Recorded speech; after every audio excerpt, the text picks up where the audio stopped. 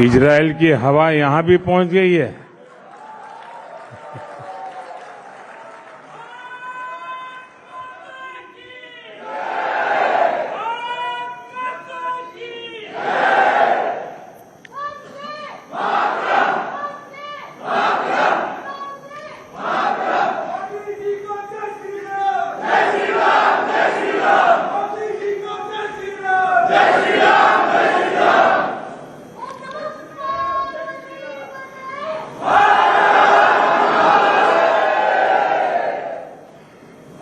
नमस्कार।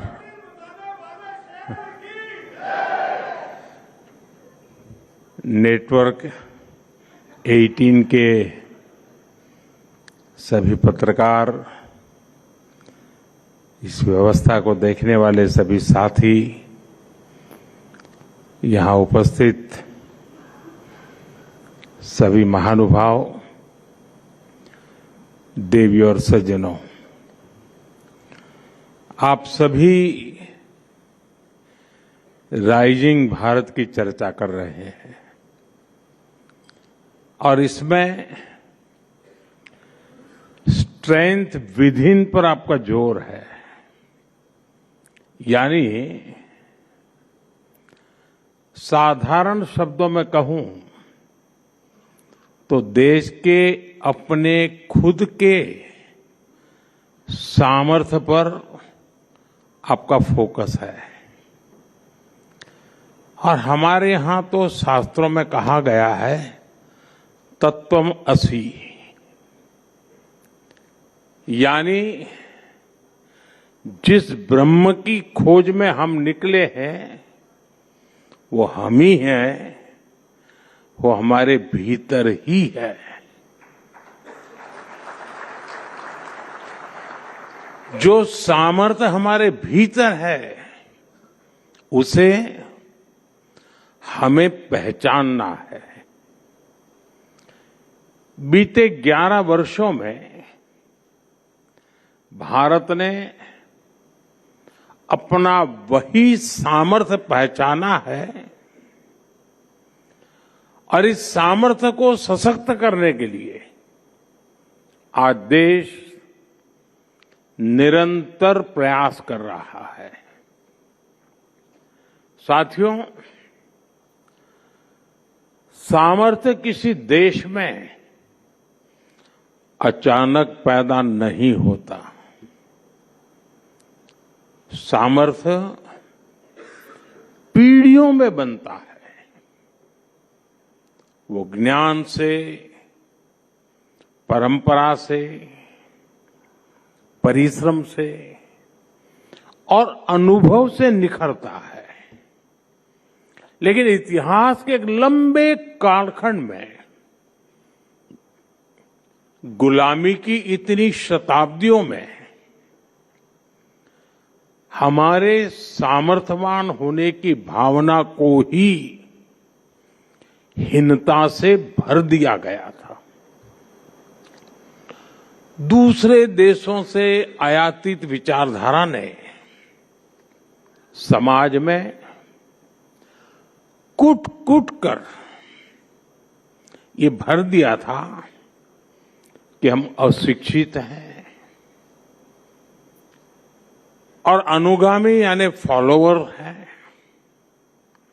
हमारे यहां ये भी कहा गया है, यादशी भावना यश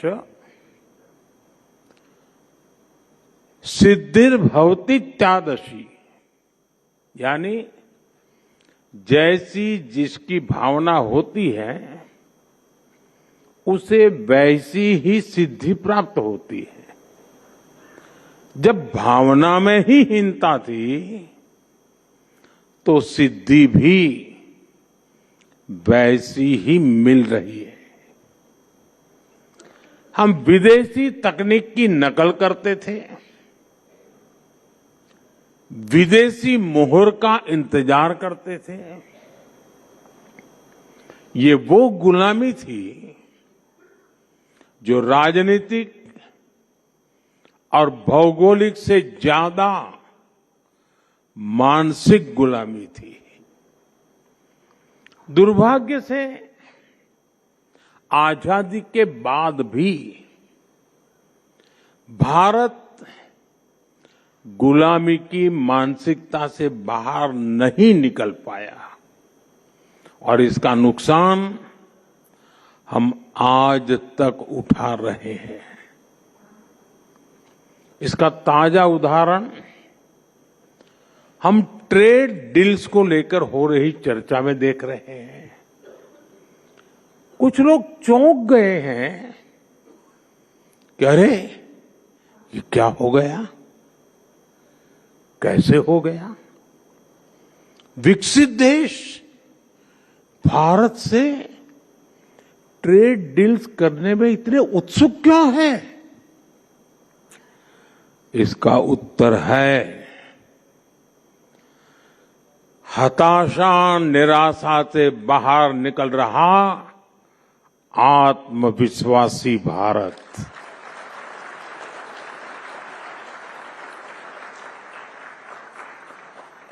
अगर देश आज भी 2014 से पहले वाली निराशा में होता, फ्रेजाइल 5 में गिना जाता, पॉलिसी पैरालिसिस से गिरा होता, अगर ये हाल होते तो कौन हमारे साथ ट्रेड डील्स करता? अरे हमारी तरफ देखता भी नहीं। लेकिन साथियों, बीते 11 वर्षों में देश की चेतना में नई ऊर्जा का प्रवाह हुआ है।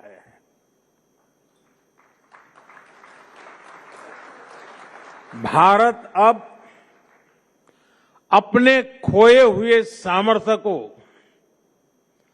वापस पाने का प्रयास कर रहा है। एक समय में जब भारत का वैश्विक अर्थव्यवस्था में सबसे ज्यादा दबदबा था, तो हमारा क्या सामर्थ्य था? भारत की मैन्युफैक्चरिंग, भारत की प्रोडक्ट्स की क्वालिटी, भारत की अर्थनीति। अब आज का भारत फिर से इन बातों पर फोकस कर रहा है। इसलिए हमने मैन्युफैक्चरिंग पर काम किया, हमने मेक इन इंडिया पर बल दिया, हमने अपनी बैंकिंग सिस्टम को सशक्त किया, महंगाई जो डबल डिजिट की दर से भाग रही थी उसको कंट्रोल किया और भारत को दुनिया का ग्रोथ इंजन बनाया।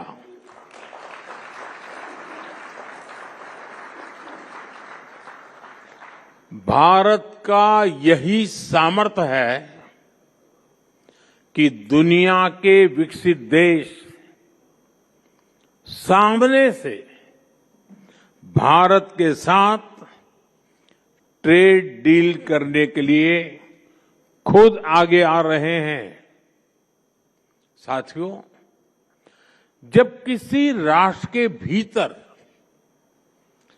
छिपी हुई उसकी शक्ति जागती है तो वह नई उपलब्धियां हासिल करता है।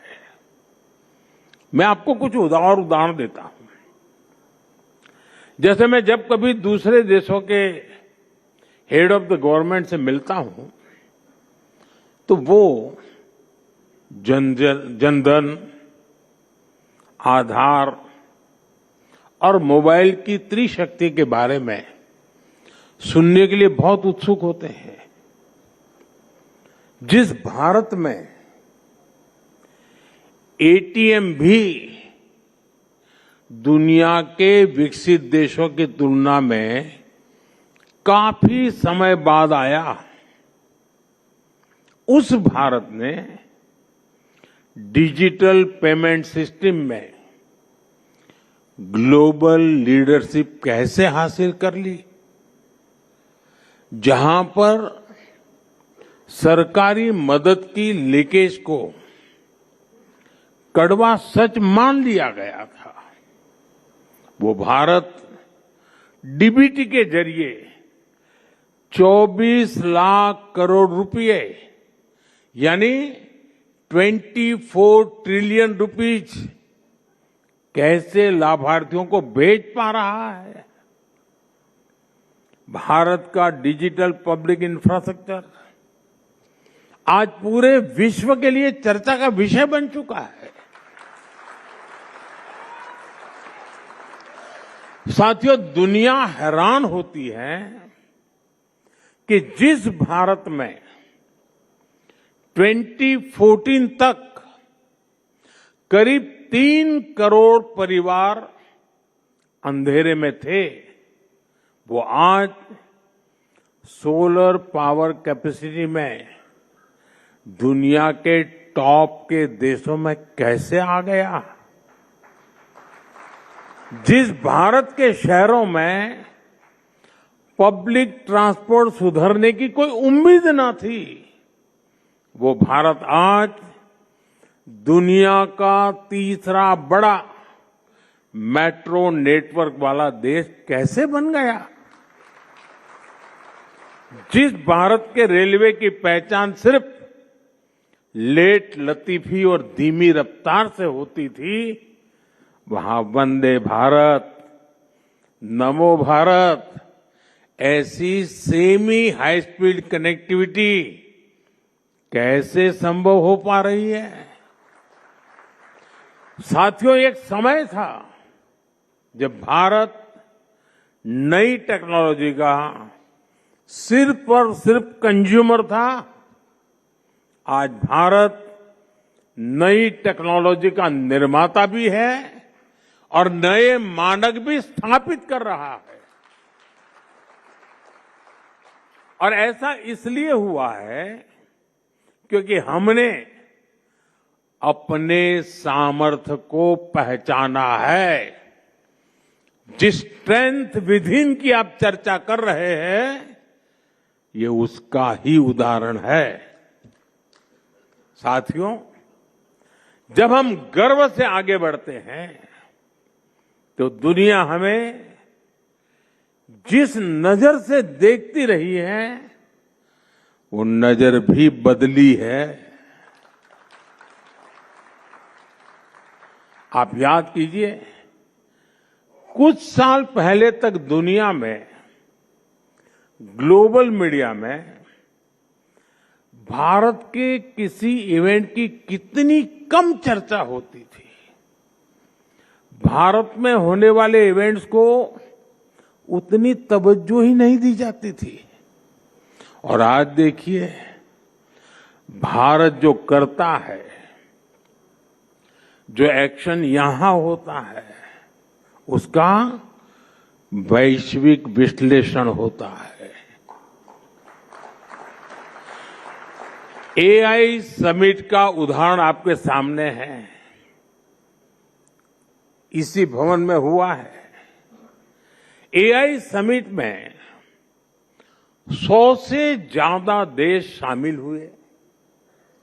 ग्लोबल नॉर्थ हो या फिर ग्लोबल साउथ, सभी एक साथ एक ही जगह एक टेबल पर बैठे। दुनिया के बड़े बड़े कॉरपोरेशंस हो या फिर छोटे छोटे स्टार्टअप, सभी एक साथ जुटे। साथियों, अब तक जितनी भी औद्योगिक क्रांतियां आई है, उनमें भारत और पूरा ग्लोबल साउथ सिर्फ फॉलोअर रहा है।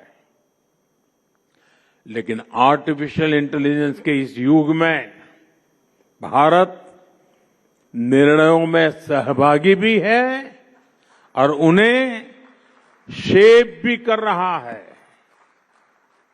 आज हमारे पास खुद का एआई स्टार्टअप इकोसिस्टम है। डेटा सेंटर में निवेश करने की ताकत है और एआई डेटा को स्टोर करने के लिए, प्रोसेस करने के लिए जिस पावर की सबसे ज्यादा जरूरत है, उस पर भी भारत तेजी से काम कर रहा है। हमने न्यूक्लियर पावर सेक्टर में जो रिफॉर्म किया है, वो भी भारत के एआई इकोसिस्टम को मजबूती देने में मदद करेगा।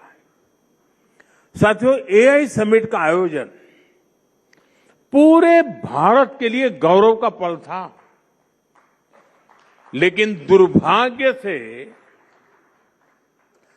देश की सबसे पुरानी पार्टी ने देश के इस उत्सव को मैला करने का प्रयास किया।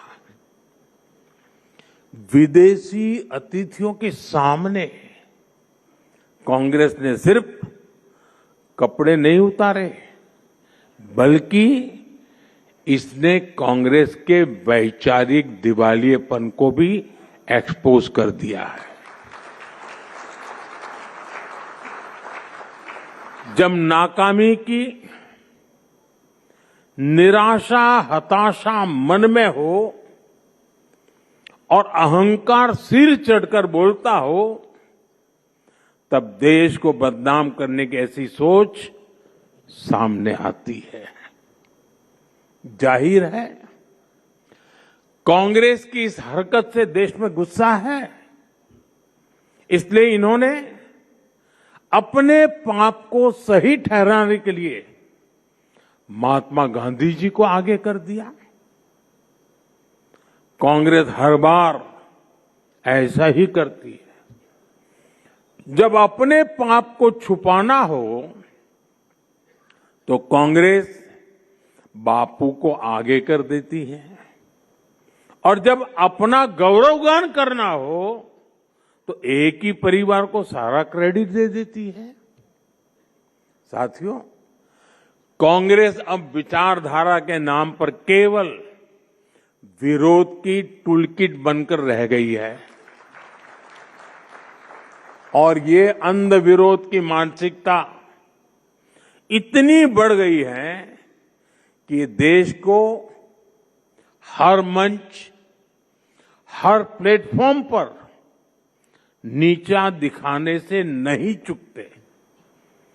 देश कुछ भी अच्छा करे, देश के लिए कुछ भी शुभ हो रहा हो, कांग्रेस को विरोध ही करना है। साथियों, मेरे पास एक लंबी सूची है। देश की संसद की नई इमारत बनी, उसका विरोध। संसद के ऊपर अशोक स्तंभ के शेरों का विरोध। अब जिनके बब्बर शेर सामान्य नागरिकों के जूते खा करके भाग रहे थे,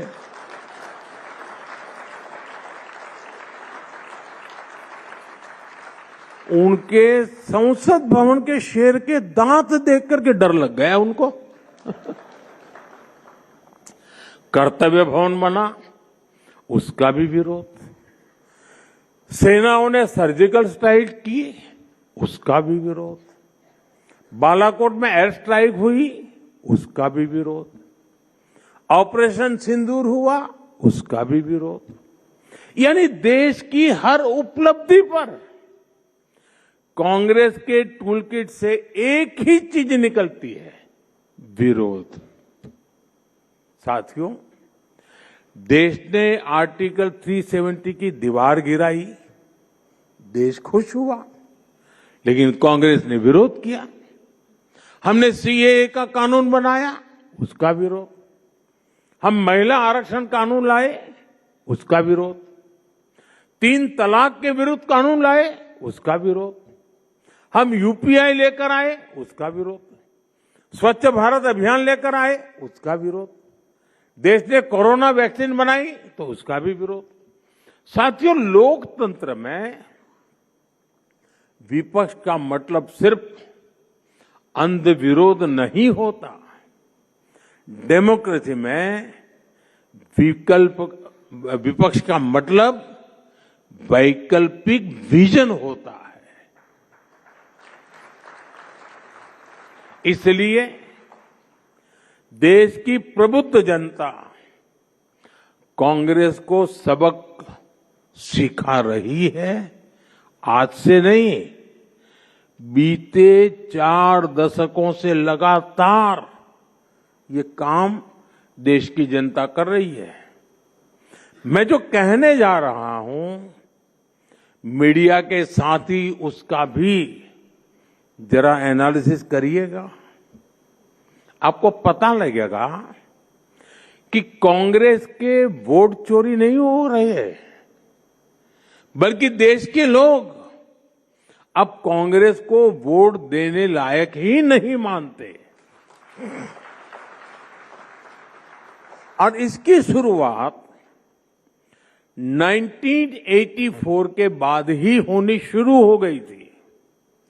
1984 में कांग्रेस को 39% वोट मिले थे और 400 से अधिक सीटें मिली थी। इसके बाद हुए चुनावों में कांग्रेस के वोट कम ही होते चले गए और आज कांग्रेस की हालत ये है कि देश में सिर्फ 4 राज्य ऐसे बचे हैं जहां कांग्रेस के पास 50 से ज्यादा विधायक है। बीते 40 वर्षों में युवा वोटर्स की संख्या बढ़ती गई और कांग्रेस साफ होती गई। कांग्रेस परिवार की गुलामी में डूबे लोगों का एक क्लब बनकर रह गई है। इसलिए पहले मिलेनियल्स ने कांग्रेस को सबक सिखाया और अब जेन जी भी तैयार बैठी है। साथियों, कांग्रेस और उसके साथियों की सोच इतनी छोटी है कि उन्होंने दूरदृष्टि से काम करने का भी गुनाह बना दिया है। आज जब हम विकसित भारत 2047 की बात करते हैं तो कुछ लोग पूछते हैं, इतनी दूर की बात अभी क्यों कर रहे हो? कुछ लोग ये भी कहते हैं कि तब तक मोदी जिंदा थोड़ी रहेगा। सच्चाई ये है कि राष्ट्र निर्माण कभी भी तत्कालिक सोच से नहीं होता। वो एक बड़े विजन, धैर्य और समय पर लिए गए निर्णयों से होता है। मैं कुछ और तथ्य नेटवर्क 18 के दर्शकों के सामने रखना चाहता हूं। भारत हर साल विदेशी समुद्री जहाजों से माल ढुलाई पर 6 लाख करोड़ रुपए से अधिक खर्च करता है किराए पर। फर्टिलाइजर के आयात पर हर साल 2.25 लाख करोड़ रुपए खर्च होते हैं। पेट्रोलियम आयात पर हर साल 11 लाख करोड़ रुपए खर्च होते हैं। यानी हर वर्ष लाखों करोड़ रुपए देश से बाहर जा रहे हैं। अगर यही निवेश 20-25 वर्ष पहले आत्मनिर्भरता की दिशा में किया गया होता तो आज ये पूंजी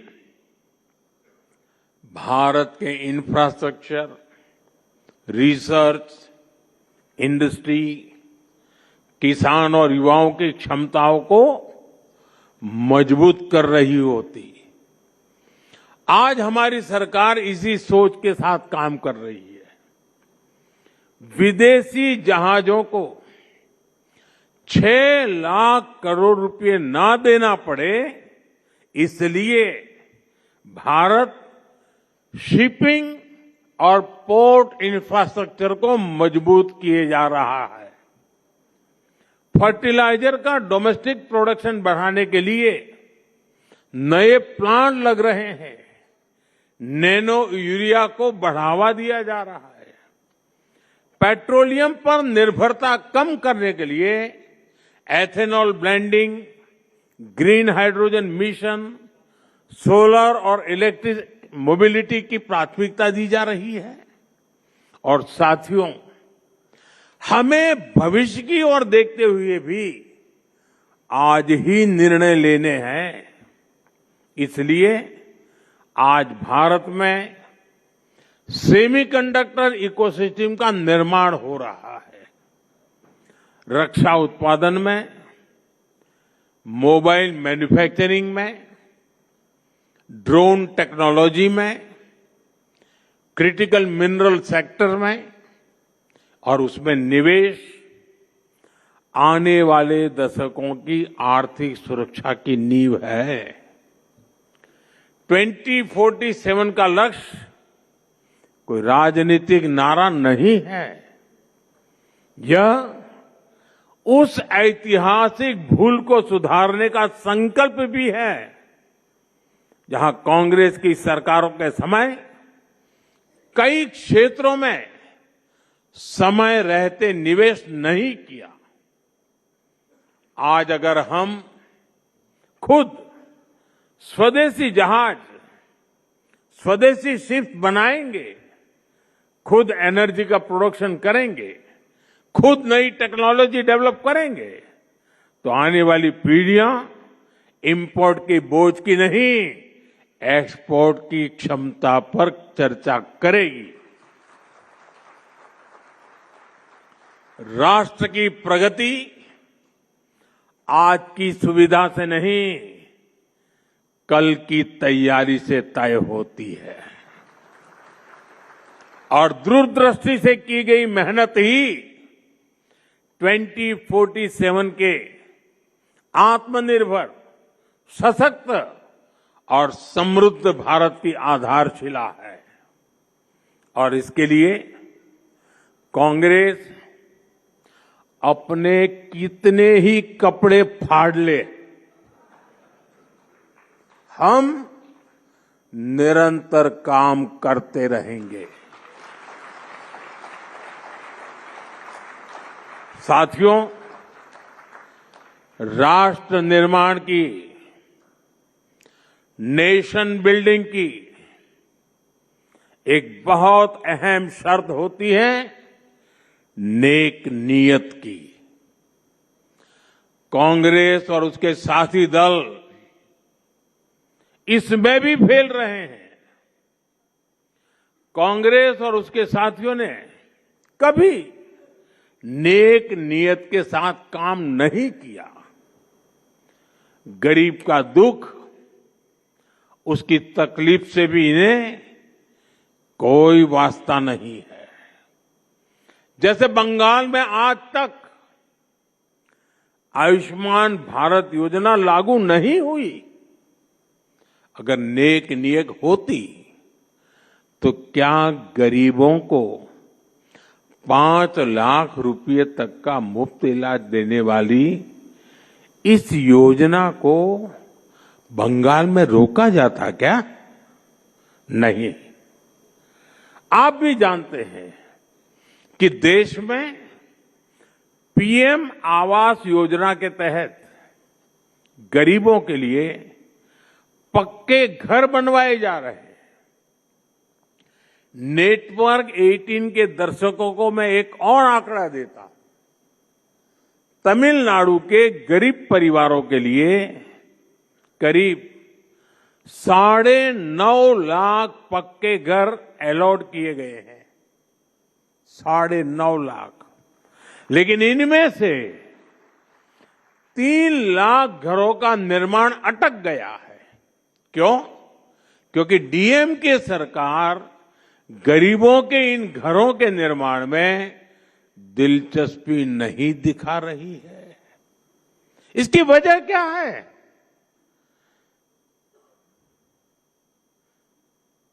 इसकी वजह है नियत नेक नहीं है। साथियों, मैं आपको एग्रीकल्चर सेक्टर का भी उदाहरण देता हूं। कांग्रेस के समय में खेती किसानी को अपने हाल पर छोड़ दिया गया था। छोटे किसानों को कोई पूछता ही नहीं था। फसल बीमा का हाल बेहाल था। एमएसपी पर स्वामीनाथन कमेटी की रिपोर्ट फाइलों में दबा दी गई थी। कांग्रेस बजट में घोषणाएं जरूर करती थी, लेकिन जमीन पर कुछ नहीं होता था, क्योंकि उसकी नीयत ही नहीं थी। हमने देश के किसानों के लिए नेक नीयत के साथ काम करना शुरू किया और आज उसके परिणाम दुनिया देख रही है। आज भारत दुनिया के बड़े एग्रीकल्चर एक्सपोर्टर में से एक बन रहा है। हमने हर स्तर पर किसानों के लिए एक सुरक्षा कवच बनाया है। पीएम किसान सम्मान निधि के माध्यम से किसानों के खाते में 4 लाख करोड़ रुपए से अधिक जमा किए गए हैं। हमने लागत का 1.5 गुना एमएसपी तय किया और रिकॉर्ड खरीद भी की है। मैं आपको सिर्फ दाल का ही आंकड़ा देता हूं। यूपीए सरकार ने 10 साल में सिर्फ 6 लाख मैट्रिक टन दाल किसानों से एमएसपी पर खरीदी। 6 लाख मैट्रिक टन। और हमारी सरकार अभी तक करीब 170 लाख मैट्रिक टन यानी लगभग 30 गुना अधिक दाल एमएसपी पर खरीद कर चुकी है। अब आप तय करिए कौन किसानों के लिए काम करता है। साथियों, यूपीए सरकार किसान क्रेडिट कार्ड के जरिए भी किसानों को मदद देने में कंजूसी करती थी। अपने 10 साल में यूपीए सरकार ने 7 लाख करोड़ रुपए का कृषि ऋण किसानों को दिया, 7 लाख करोड़ रुपीस, जबकि हमारी सरकार इससे 4 गुना अधिक यानी 28 लाख करोड़ रुपए दे चुकी है। यूपीए सरकार के दौरान जहां सिर्फ 5 करोड़ किसानों को इसका लाभ मिलता था, आज ये संख्या 2 गुने से भी अधिक करीब 12 करोड़ किसानों को पहुंची है। यानी देश के छोटे किसान को भी पहली बार मदद मिली है। हमारी सरकार ने पीएम फसल बीमा योजना का सुरक्षा कवच भी किसानों को दिया। इसके तहत करीब 2 लाख करोड़ रुपए किसानों को संकट के समय मिल चुके हैं। हम नेक नियत से काम कर रहे हैं, इसलिए भारत के किसानों का आत्मविश्वास बढ़ रहा है, उनकी प्रोडक्टिविटी बढ़ रही है और आय में भी वृद्धि हो रही है। साथियों, 21वीं सदी का 1/4 हिस्सा बीत चुका है। अब अगला चरण भारत के विकास का निर्णायक दौर है। वर्तमान में लिए गए निर्णय ही भविष्य की दिशा तय करेंगे। हमें अपने सामर्थ्य को पहचानते हुए, उसे बढ़ाते हुए आगे चलना है। हर व्यक्ति अपने क्षेत्र में श्रेष्ठता को लक्ष्य बनाए। हर संस्था एक्सीलेंस को अपना संस्कार बनाए। हम सिर्फ उत्पाद न बनाएं, बेस्ट क्वालिटी प्रोडक्ट बनाए। हम सिर्फ रूटीन काम न करें, वर्ल्ड क्लास काम करें। हम क्षमता को परफॉर्मेंस में बदले। मैंने लाल किले से कहा है, यही समय है, सही समय है। यही समय है भारत को नई ऊंचाइयों पर ले जाने का। एक बार फिर आप सभी को बहुत बहुत शुभकामनाएं, बहुत बहुत धन्यवाद। नमस्कार।